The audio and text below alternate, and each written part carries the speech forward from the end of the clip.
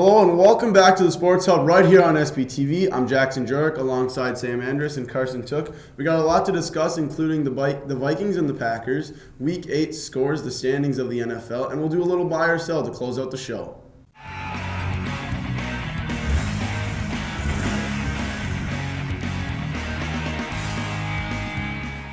We'll start with the Vikings and Packers game as the Vikings upset the Packers in Lambeau Field with a final score of 28-22. Guys, what are the key takeaways in this game? Green Bay's defense couldn't stop Dalvin Cook. 30 carries, 163 yards, and 3 touchdowns on the ground, plus 2 receptions, 63 yards, and a touchdown in the air off of that 50-yard screen that he had. So Green Bay's defense just could not stop him. It was a one-man show with Dalvin, so... Yeah, I mean, you said it. I mean, the Vikings, to me, proved why they need to be a run-first team. I think the less Kirk Cousins throws the ball, the better our offense is. And like you said, too, on the defensive side for Green Bay, they just couldn't stop the run. Reminded me last year watching them play against San Francisco. Mm-hmm. Offensively, I mean, they still had 400 total yards. I think they missed Aaron Jones, and they still miss Allen Lazard as that number 2 guy. Rodgers is connecting well with Devontae Adams being back, and Tanyan had a few nice receptions as well, but I think they're really hurting for that number 2 receiver to get back with him. Mm-hmm. Yeah, Lazard missing does hurt the Packers. Does this worry the Packers at all? Because the offense for the Packers is extremely good. We've seen them put up a lot of points, 35 in every win that they've had this year, but the defense cannot stop an offense, it seems like, and they are relying heavily on the offense to put up points, and there is no defense really for this Green Bay Packer team. Yeah, they like you said, they can't stop anybody. I don't know how they expect to compete deep in the playoffs, and if you can't stop anybody. Yeah, I mean, with the trade deadline coming up, I'd be interested to see if they're looking for any linebackers available, because I've heard that that's a big hole on their team right now. They need someone that can stuff the run and help them out in that regards. Do we worry about the Packers moving forward, or is this just a game where you got to go up against one of the arguably best running backs in the league? Can they take this game after getting kicked in the mouth and come back and have a good win next week, especially on Thursday night against San Francisco on Thursday Night Football? Knowing Green Bay, I think they'll bounce back. That's kind of how they've been the last couple of years. They always seem to have a few bad games, just like a few weeks ago against Tampa. Then, granted, Houston's not very good, but last week they rebounded. I think they'll do the same next week, and once they get their offensive pieces fully healthy, they'll be a dangerous team to stop. Yeah, I think they'll bounce back too. I mean, losing Bakhtiari the last couple of games has really hurt. Rodgers has been getting pressured a lot, and the run game hasn't been as doing as well. So I think they'll bounce back, getting fully healthy, and the 49ers are still banged up too. So I think Rodgers is going to look for some revenge especially after last year's performance in the playoffs too. Now, looking forward past Thursday night's football game, are the Vikings a team that can upset, or I don't even want to say upset because they're still so far behind in the division, but they do have a chance here. Their next 4 games, are they a team that could put pressure on the Packers? Now that the Packers defense has shown, we're a good team that can win when our offense is good, but we're not a team that can win when we can't stop anybody on defense. I don't think the Vikings themselves are going to be the ones that can push forward. I think the Vikings could win games down the road and knock maybe say the Bears out of the potential playoff race. I think the Vikings are a team like that, but I don't think the Vikings themselves are going to be a team that will give the Packers a run for their money in the division. I agree fully. This is a team against the teams that can win the battle at the line of scrimmage against them, I think our offense will struggle mightily. Our defense is still young. Again, Green Bay still had 400 total yards yesterday, so it's not like our defense shut them down by any means. I just think it's got the potential to still be a long season for the Vikings with plenty of losses ahead for them. Yeah, I think Kirk has to continue to play a clean game week in and week out for the Vikings to keep winning games. Yeah, it's not like Kirk Cousins was the guy who led this team. It was Dalvin Cook. I mean, like you mentioned earlier, Cousins, 11 completions for only 160 yards, and one of them was basically Dalvin Cook running over the Green Bay's defense. Yeah. Let's break down the game a little bit. First quarter, we saw only really 4 true possessions, and both teams scored, put up 14 in the first quarter, and then obviously the Packers ended on their in the first half, they ended on the half, and then I mean, they put up another 14 in the second half, and the Packers were only able to put up, if I could do math right now, I think it's 8. Yeah, 8. They had 1 touchdown. So this game, it almost seemed like the Vikings were able to slow down the Packers' offense to start off the game. They only put up 14 in the first half, as I already said, and then they were able to score with Dalvin Cook basically running over everyone. A weird game, it almost seemed like to me. Like it wasn't a shootout type of game, and it wasn't the first half, but in the second half, things kind of slowed down. We saw one big play, that being Dalvin Cook, and Devontae Adams had all 3 scores for the Packers. An interesting game, to say the least. Yeah, very much so. And it was good, though. The Vikings on the final possession forced an Aaron Rodgers fumble with the sack. So our defense did make enough plays late to seal the win. And, yeah, as you said in the first half, I think just 4 total possessions, basically. And there were just some long offensive drives between both teams. The defense really didn't seem to be present in that first half. Yeah, like you said, it was a very weird game. Every time I had the game on, I felt like I was watching the Vikings on offense. But, I mean, I don't know exactly how the Vikings managed to do it. They don't really have much of a pass rush. Their corners are banged up. They lost 2 guys yesterday, as well as already having 2 corners already banged up, and they still beat the Packers. So yeah, they had, I think the Packers shot themselves more in the foot than anything. 9 penalties for 85 yards. As I already said, the key penalties in the red zone against Jefferson and against Thielen, both of them in the end zone. So it gave the Vikings an opportunity to put one away, and they did. So taking advantage of that penalty. And another thing that you look at, like, the Packers didn't really pressure Kirk Cousins at all either. I mean, they had 1 sack for 9 yards lost. Like, it wasn't the Packers taking advantage of Kirk Cousins. They just couldn't stop Dalvin Cook whatsoever. And we've seen Cook have troubles before in fumbles, but they just couldn't get to him. Yeah. They had no pass rush at all. I mean, like you said, Dean Lowry, I think, was the only one that had the sack. So, I mean, and it's not like the Vikings offensive line is very good at all. So, I mean, they definitely should have had some pressure on there, and even a takeaway, too. Clean game for the Vikings. Yeah, and just looking at the box score here, the Vikings were slightly better on third down offensively. They were 4 of 8, as well as 1 of 1 on fourth down, where the Packers were 5 of 11, which is still pretty good, but Vikings defense did have 2 big fourth down stops, as the Packers were 3 of 5. And I think that, too, was a big part of helping the Vikings pull off the upset yesterday in Lambeau. The Vikings got the upset in Lambeau. We'll switch things over to the rest of the NFL on the other side of the commercial break, so stay tuned in.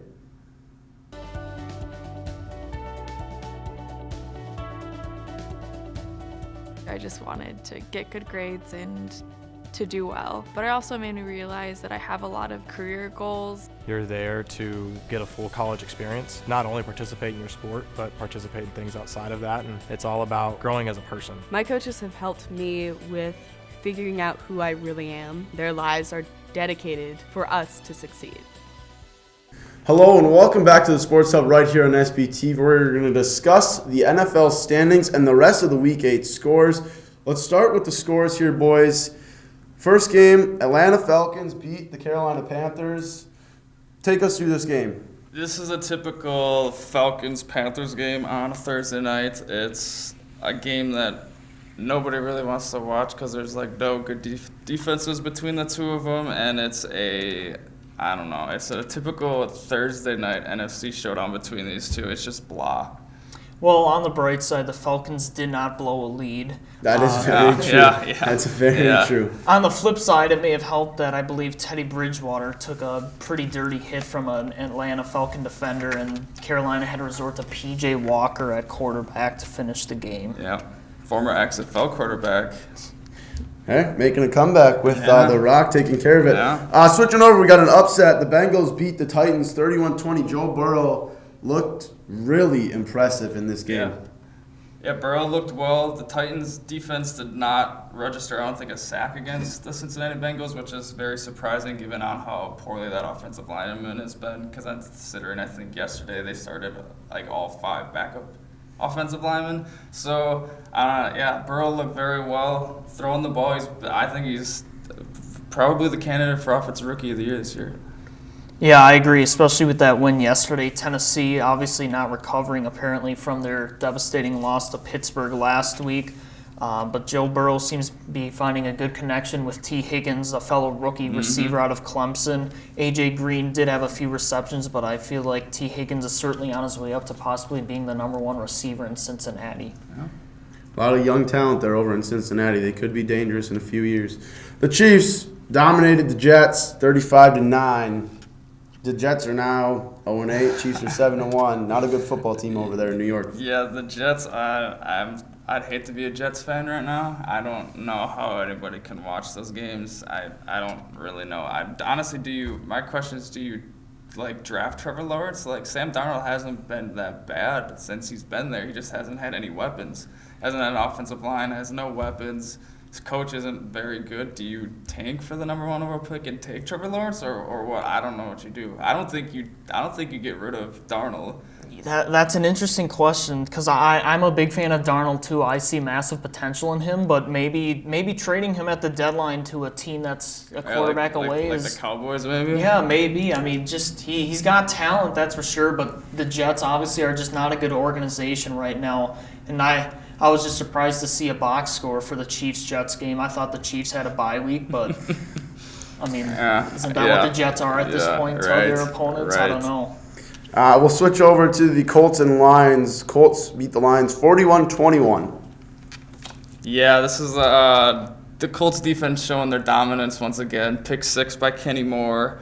They had, I think, two interceptions that game, 2 forced fumbles, so making Stafford look pretty silly on defense. I think the Colts have one of the best defenses in the AFC, if not the NFL. Yeah, that's 2 straight very clean games from Phillip Rivers as well. A few weeks ago against Cincinnati, that comeback he had, and then against Detroit yesterday. Granted, Cincinnati and Detroit aren't overly special teams, but there was a lot of speculation a few weeks ago after a couple weeks of play that Phillip Rivers was not the answer for the Colts at quarterback, given how good their defense and ability to run the ball was. Maybe he was the one holding them back from taking that next step and contending for the Super Bowl this year, but the past 2 games he's played, he's really stepped his game up. Yeah, he's had like multiple touchdowns in the last 2 games, and then previously he was averaging, I think, like 182 yards a game or something like that. Yeah, so relying heavily on that run game and that defense. Yeah, I mean, the biggest thing, he's not turning the ball over too, which always helps your offense. I agree. Switching over to the Steelers and Ravens, probably the AFC game of the week. 2 of the best teams coming out of that division. Steelers get the big win, 28-24, move to 7-0. Ravens fall to 5-2.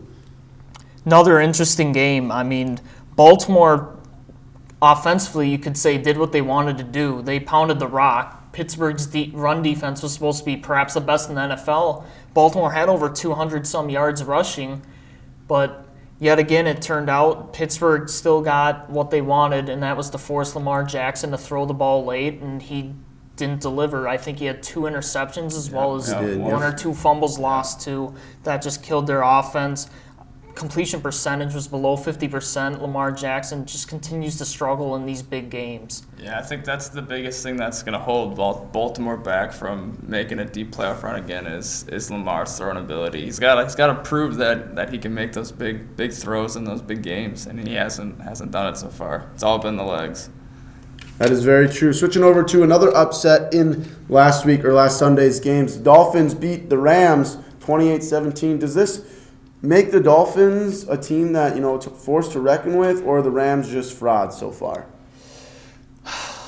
I got to go with the Rams are a bit of a fraud. Tua only had 93 passing yards. He was like 12 of 22, so that's like barely 4 yards per attempt. He really didn't have to do much in his first career start. Miami's defense did a great job of getting, I think, 4 turnovers in the first half on Jared Goff. And yeah, that was just an interesting game. I think the Rams ended up with 3 times as many total yards as Miami, but I mean, look at the final score. You wouldn't have believed that at all. When Jared Goff is throwing 61 times a game, you're going to have a lopsided box score like that. I mean, he had, 300-some yards, a touchdown, and 2 interceptions. he didn't look good. He was overthrowing, underthrowing all of his receivers. He's getting sacked. The line wasn't looking that great. So I would agree with you. I think the Rams are on the fraud territory. Granted, it also might come down to Brian Flores just has the Rams' offensive numbers. 2 years ago in the Super Bowl, he was still with the New England Patriots as their linebackers coach. They shut down the Rams to 3 points, and yesterday they came out and hit him in the mouth pretty hard. Yeah, I think Flores is building a very good culture in Miami right now. It's good. Love to see it. Miami finally that team that is a team to actually be on the winning side of things instead of losing all the time. Bills, Patriots. Bills get a late win on a Cam Newton fumble at the, I want to say, 12-yard line it was when he got scrambled out. Roughly around there, yeah. Forces the Patriots 2-5, moves the Bills up to 6-2. Definitely the Bills' division for now. Take us through a little bit of this game. Sigh of relief for me as a Bills fan, to say the least. I don't think this game should have been that close given New England's struggles recently. I want to say the Bills are a Super Bowl contender, but I'm just still not feeling it right now. I think they're one of those teams that can win against the bad teams but are going to struggle against the really good teams. It was good to see them be able to run the ball a bit yesterday, considering the first couple of weeks they were a little reliant on Josh Allen a bit too much, and the defense did step up late and force that Cam Newton fumble. Yeah, it's nice to see, like you said, the run game going. I mean, Josh Allen was the one that was pretty much running the ball all the time. Singletary got some nice yards. Zach Moss 2 touchdowns on the ground, so it was good to see the run game for the Bills. As far as the Patriots, I mean, Cam hasn't looked good since like second week of the season when they played Seattle. I think it was that Sunday night. Mm-hmm. That was the last time he's looked good. I mean, underthrowing his receivers, overthrowing his receivers, can't throw the ball deep. He's fumbling, running the ball all the time. It's like they don't have very, very many weapons now that Edelman's on the IR too. So it's like, I mean, do the Patriots become sellers now then too at the deadline?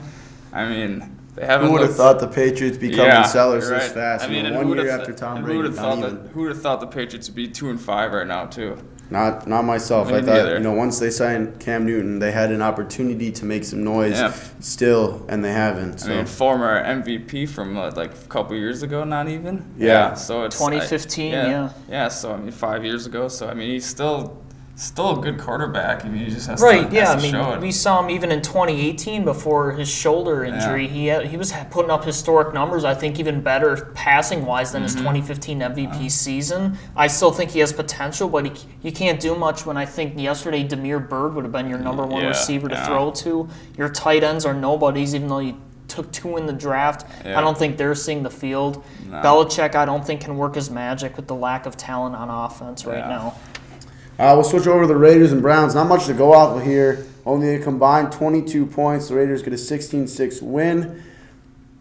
Not much to really talk about there. Not a lot of scoring. I mean, this is a typical game that you would see between the Browns and Raiders. Just they ran the ball the whole game. Kareem Hunt, I think, had over 100 yards. Josh Jacobs had like 22 carries over 100 yards. So it's a pretty boring game. I mean, you could have just skipped this one on your Sunday slate, if you ask me. Yeah. You didn't miss much. Baker Mayfield, once again, just not an overly impressive game. Obviously, Odell's out for the year now, so it'll be interesting to see if they continue to look like this or if they can bounce back and do well without him. But it just was not pretty yesterday, to say the least, for the Browns. The Broncos got a comeback win against the Chargers on a last-second touchdown throw by Drew Lock, winning the game 31-30. Justin Herbert, good game. Drew Lock, good game. Not much again. I mean, there's a lot to talk about. 61 total points scored, but another blown game for the Chargers, and they've had opportunities to be a better team than what their record says at 2-5. They just haven't been able to close them out. Do you think this is a coaching thing, or is this just a season where there's a little bit of growing pains for them? I think it's more of a season of growing pains. I think the organization truly does like Anthony Lynn as their head coach. I kind of expected it to be a struggle when they traded Melvin Gordon to the Broncos. I just don't think their running game is consistent enough right now, and their offensive line still isn't great. But Justin Herbert's proven he can play in this league, and he did have 2 interceptions yesterday, which probably played a big part in them blowing the lead. But I think the future is bright for him And if they get healthy on defense next year, a few good draft picks, they could be a contender next year for sure. Yeah, like you said, getting healthy on the defensive thing, I think that's a main reason as to why the Chargers have been blowing a lot of their leads there. I mean, they've lost Derwin James for the past 2 seasons, which is your number 1 pick in the last, or 3 years ago. Yep. And he hasn't been healthy, so you can't really see what he can do.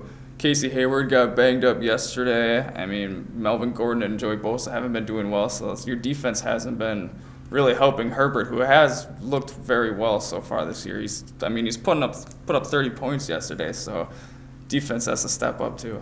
Yeah, and on the flip side, it was good to see Drew Lock have a good end of the game and rally his team back. I know he struggled a little bit. He got banged up earlier in the year, but it was finally good to see him show what he has to offer for that organization as well on the offensive side of the ball. Switching over to the big game in the NFC North, besides the Vikings and Packers game, was the Saints losing in overtime, falling to 5-3. That game was 26-23 in favor of the Saints. This is a game that, honestly, to me, there's 2 teams that just aren't that good, in my opinion. I think that the Saints are not 5-2 capable. They aren't a 5-2 team in my mind. They've won the games they needed to win, like against the Bears and the other teams like the Panthers. But we've said before that the Bears aren't good either, and they barely beat them. So is this just an outlier game for the Saints? Are they 5-2, or are they like the Bears and they're frauds too?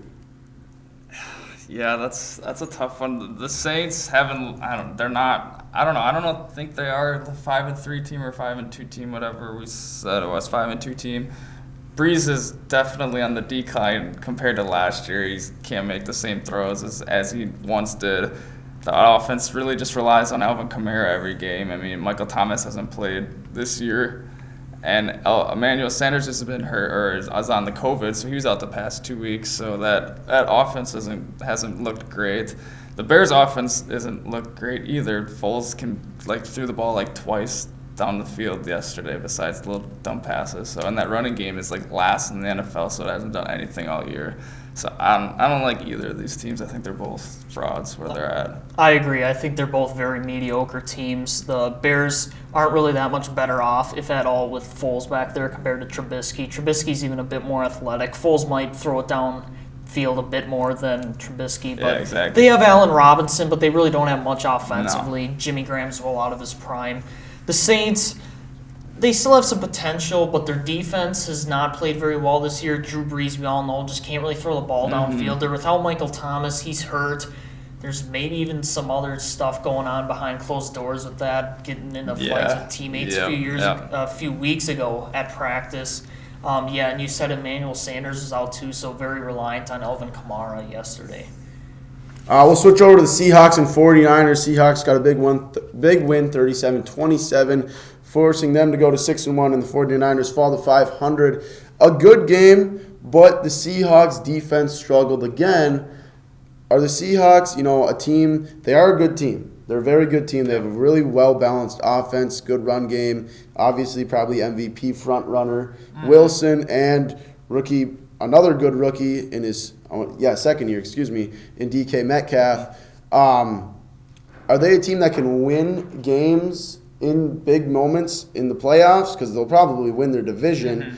But do we see them winning big games, or is this just a team that one and done, two and done, not going to make a big run? Well, you look at Russ. I mean, you have Russell Wilson on your team, so I think you can handle any big game. But like you said, that defense, it's been last in passing and last, I think, in total points allowed. So they've just been shredded all year. So, I mean, if they get a good team in the playoffs like the Packers, I don't know if they're going to be able to stop them. Granted, they have Russell Wilson on the other side of the ball, but, your defense can carry you so far. So. Yeah, I still believe in Russell Wilson. Had a huge bounce-back game yesterday. Defensively, they're struggling. But I think a huge part of that is Jamal Adams still being banged up. I think once he's fully healthy, he can make a difference out there on the field. Granted, they don't have much of a pass rush, which is kind of a big deal these days in the NFL. If you don't have a pass rush, you can get picked apart in the pass game. But I still think they could find a way to make a run for the Super Bowl with Russell Wilson carrying them on his back. I agree. We'll cover the NFC East. Obviously, there's still Monday night game. But the NFC East, Eagles beat the Cowboys 23-9. NFC East is just garbage. Yeah, I mean, Dallas is having to resort to a third-string quarterback from James Madison University, which is like an FCS school, and it's, I guess, Eagles quarterbacks from an FCS school as well, North Dakota State. Carson Wentz continues to turn the ball over. Eagles still have a lot of injuries. Dallas's defense did play well last night for once, but offensively they weren't going to go anywhere with a third-string quarterback. I agree that they weren't going to go anywhere, but I think they could have let DiNucci at least throw the ball a little bit more. I mean, yeah, he threw it 34 times, but they weren't anything long balls. It was all like dump off screens or check downs and all that. So it's like they expect Zeke to run the ball 20 times a game with a poorly offensive line right now and a third-string quarterback. They're going to stack the box. You can't rely on the run game. So the Cowboys, they looked ugly. They looked ugly. We'll quickly go through each division. I want you guys to give me your favorite take and then a surprise pick for the AFC and NFC. We'll start in the AFC East. The Bills are the favorites, correct? Yeah. I would agree, yes. Do the Miami Dolphins make the playoffs, yes or no? No. No, okay. I'm going to say yes. You're going to say yes. I say yes, too. I think that they're a team that makes the playoffs. Going to the AFC North, Pittsburgh Steelers, 7-0, probably going to win the division. Got a big divisional win over the Ravens, for sure. Yeah, I think they're the favorite. Rely heavily on that defense. Absolutely. I think they're a very complete team, very favorable schedule throughout the rest of the year. Big Ben fully back, healthy this year. That definitely plays into it. All right. Do the Ravens make – we'll assume that the Ravens make the playoffs. You're going to agree with that? Absolutely. You'll agree with that? Okay. Do the Browns make the playoffs? No. No? I don't think so. I think the Browns are frauds. Okay. I like it. AFC South, Tennessee Titans, Indianapolis Colts, both tied at 5-2. No other team is really good in that division, being the Texans and Jaguars. Which team wins it, and does the other team make the playoffs? I think they both can make it. I think the Titans win. I think they're the better overall team, but I think the Colts can make it strictly relying on their defense. I agree. I think the Colts will make it into the wild card. Tennessee will pull out the division as the division winner. Ryan Tannehill's a bit more consistent than Phillip Rivers, in my opinion. AFC West, Chiefs will win the division. Yes. Yeah. Any other team makes playoffs? No. No? No. Okay.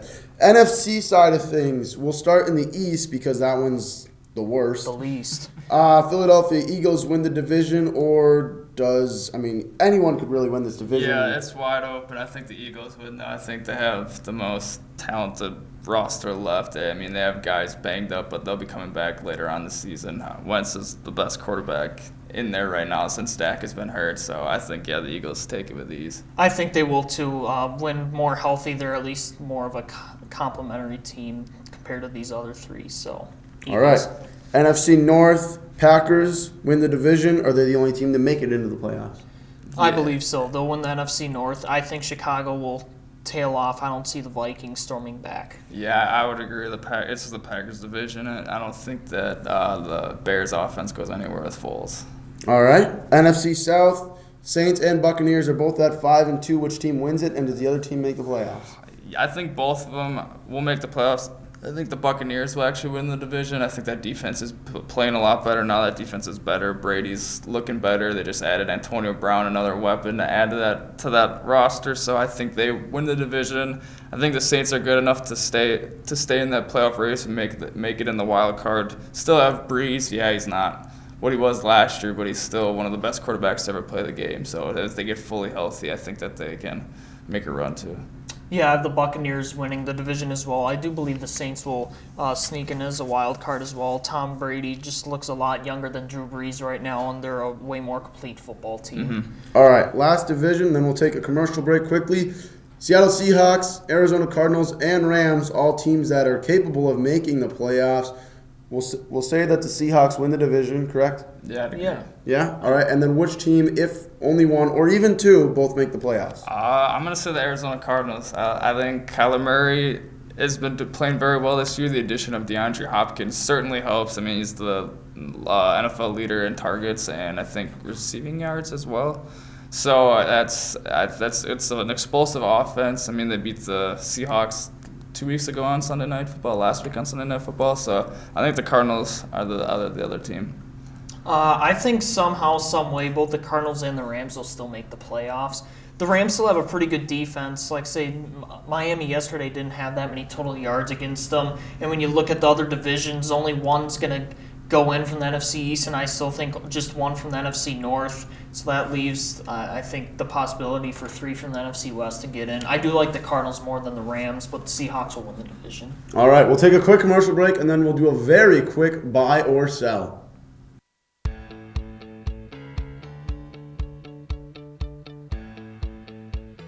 Being a part of the different activities and organizations that I've been a part of, I'm actually able to see myself where I'm like, hey, I actually can make a change. I'm one person that can make a difference. Division 3 has helped me to develop teamwork skills, critical thinking skills, time management skills. It's not just about basketball, or it's not just about school. It's about developing yourself as a person altogether.